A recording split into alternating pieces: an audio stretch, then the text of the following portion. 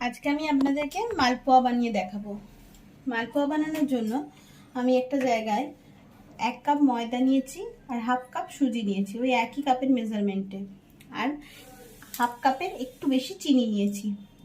দিয়ে চিনি আর সুজিটাকে আমি মিক্সিতে ভালো করে ডাস্ট করে নিয়েছি।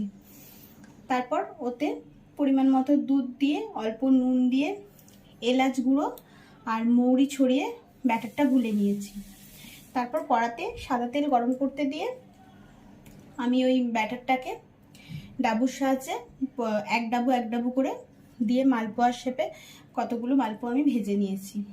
এরপর মালপোয়াগুলিকে ভেজে তুলে রেখে আমি একটা জায়গায় রস বানানোর জন্য 1 কাপ মতো জল দিয়েছি। তাতে 1 কাপ পরিমাণে চিনি দিয়েছি, দিয়ে আমি রসটা তৈরি করে নিয়েছি।